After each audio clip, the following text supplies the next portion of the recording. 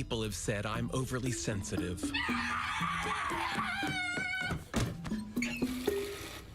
What now? Missy gave me chewing gum. Sure. And by some people, I mean everyone. While I may not be X-Men material, I have always possessed unusually heightened senses. Ew. Georgie, put your shoes back on. You can't smell this. Yes, I can. I also had extraordinary hearing. During dinner, I could tune out the cacophony of chewing, slurping, chewing, cutlery scraping against plates, chewing, and my father's heavy breathing as he wrestled with a ketchup bottle. But tonight, there was one sound I couldn't tune out. Why aren't you eating, Sheldon? How can I with that horrible noise? What noise? That irritating high-pitched buzz. I don't hear nothing. Me neither. How can you not? Wait, I think I hear it. You do? Yeah, it's coming out of your face. I guess I hear a little hum. Refrigerators make noise, Sheldon. This is new. It's never made this sound before. We should call a repairman. I'm not spending money on a fridge that's working. Then think of it as spending money on my mental stability.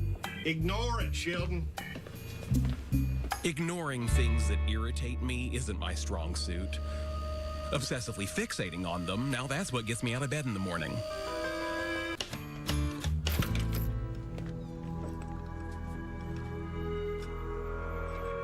Hi, Mom. What did you do?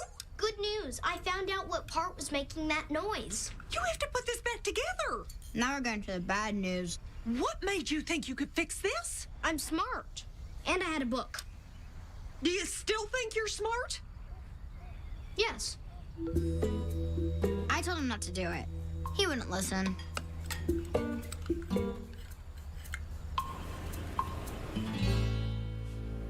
$200? It'll be okay. We'll find the money. Wait, the old fridge in the garage. What's it? What was that? What's that? Well, I kind of donated that fridge to the church. You know, for the needy. Are you kidding me? I see tense moments like this more than you think. I'll just give you guys some space. You know how much it's going to cost to fix that fridge? $200. I have really good hearing. Do you have any idea how hard I work for the money we get? I'm sorry. I don't care how long it takes. You're going to pay me back every cent of this. Yes, sir. I'm very disappointed in you.